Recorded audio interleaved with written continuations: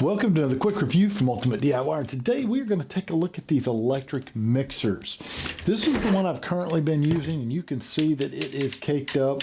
It gets quite a bit of use. I try to keep it clean, but it's still going to cake up if you're using it on a daily basis. So what we're going to do is I'm going to open up a brand new one here. I'm going to show you what's in the box, how we put it together, and then stay tuned because we're going to go outside and we're going to mix up a batch of mortar. You'll see how I mix it and how I try to keep this from caking up quite so much. So let's go ahead and let's look at what's in the box. So when you first open it, it's going to come in a nice little box just like this. Mine had a little bit of a rip here on the side because it's a bit of a heavy unit. You're going to see how they actually store these because you're probably trying to figure out how in the heck are they getting this thing in the box anyway. But it ripped through the backside a little, did not hurt the unit at all. So just be prepared. You might get a little rip. Don't panic. Open up the box. Take a look. Make sure everything's there. Make sure it's okay. 9 times out of 10, you're not going to have a problem with this unit. Like I said, it's heavy duty. So I'm going to pop it open. And this is what it's going to look like when it's open. And this is the piece that actually broke through the side. And that's why I said it's not going to hurt anything. Because basically, this is the first part of the bar on the actual mixer. They do give you some freebies in here. This is one of your freebies, and you're going to have another one in a second. I'll show you. But they give you a nice little set of work gloves. Now, you may not use these on a lot of your everyday stuff, but these are great for small projects, and at least, hey, they're free. So, nice freebie. Thank you. So let's go ahead and let's move on and see what else is in here. So we have this bar. Then you're going to have the lower part of the bar, which is going to be up here, which is going to be basically all of your shaft system for mixing. And these are simply just going to screw together. We'll do that in just a second. Let's see what else is in here first. The next component is going to be the actual motor. So overall, this is your complete system, and the motor is 100% put together. If you ever need to change out the brushes, they're going to be located up here on each side.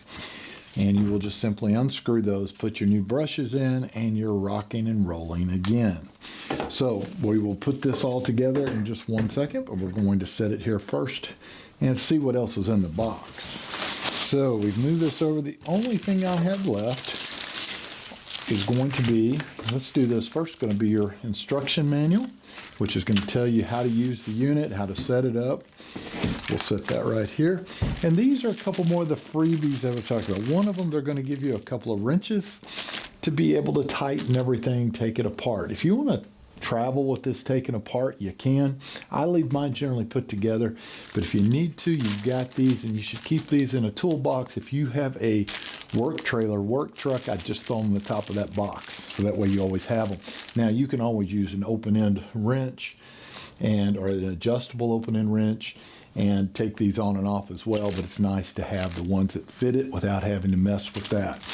It also comes with a whole new set of brushes. So I have had this unit for probably about 2 years now, and I have never had to replace the brushes.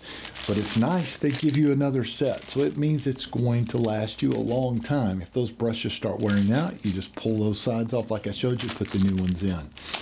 So some nice little freebies there. The other thing I wanted to point out is the triggers. Now this has basically a locking mechanism. The trigger's here, and you can push this little button here when you push the trigger in, and it's going to lock that trigger in for you. So you don't have to sit there and keep triggering it. It'll just keep blending. It also has a speed dial control over here on the left side so that I can control it all the way up fast, all the way slow. I can put it wherever I need to put it to be able to blend. And you may ask yourself, why do you really need that? Why don't you just do it all on high? When you were mixing very heavy components like concrete aggregate, or you were using a mortar, it's very thick. So you don't want to just jump your unit all the way down in there on high speed and try to rip that loose.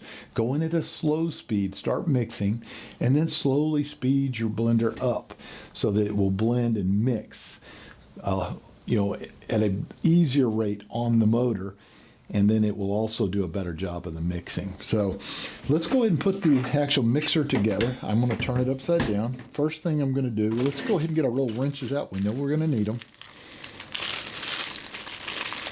got the little wrenches right here. And we're going to sit down. We're going to put the bottom mixer on first. Actually, it's going to go like this one. Just like that. And then we're going to take and twist it in here with the nut on the very bottom. There we go. And then we're going to take and see if we can actually turn these. Lock that in place and lock. There it is. It doesn't take a whole lot, guys, to get this locked down.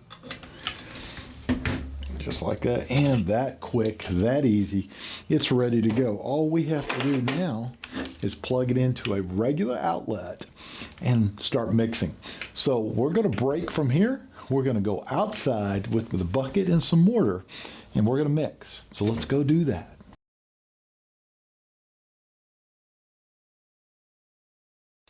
The very first thing I'm going to tell you is I always have two buckets when I'm mixing. One of them is going to be fresh water. So when I get done mixing, I will take the end of the mixer and I will run it in the fresh water. That will help get a lot of that off. And then I just set it down in there and let it stay nice and wet for the next one. Now, the next thing I'm going to do is I'm going to take my hose and we are going to go ahead and put a little water in the bottom to begin with. I always put some to start. It keeps it from clumping up so bad at the very bottom. So we'll do that. Just a little. You don't need a whole lot. And then if you don't have a mask, be sure you wear one. Anytime you're dealing with concrete or you're dealing with mortar, it has a lot of silica in it. You do not want to breathe that in. So be sure you're wearing some protection. We're going to go ahead and put that on. Just like that. And I'm going to take the camera and bring it in so that you can see how well this actually mixes. All right, so we're all plugged in, and I have not even tried to turn it on yet. Let's make sure she works. And she does. And I have it on the slow speed. That's going to be about number 2. We're going to take a little mortar, and we're going to go ahead and pour it in. There we go. Just about there looks good. That's going to give us a nice little mix. Take our mortar, put it back over here, and hopefully you can hear me through the mask. But that is what it looks like. And now we're simply going to take and start blending, and you're going to go slow.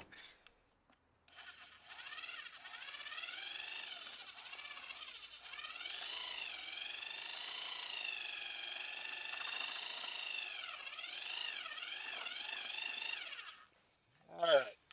I can go ahead now and take that mask off because I have blended everything so that I don't have powder coming out. And now we're going to turn it up a little. So we're going to reach over here and we're going to crank this up a little bit.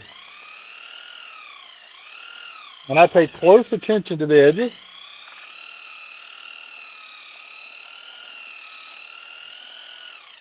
And I'm going to go ahead and add just a little bit more water because we are just a tad dry.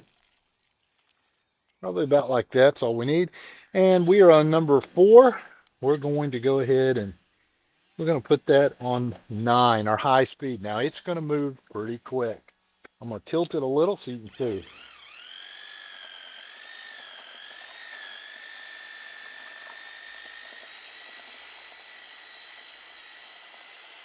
Now that is with it locked so that I don't have to keep holding the trigger.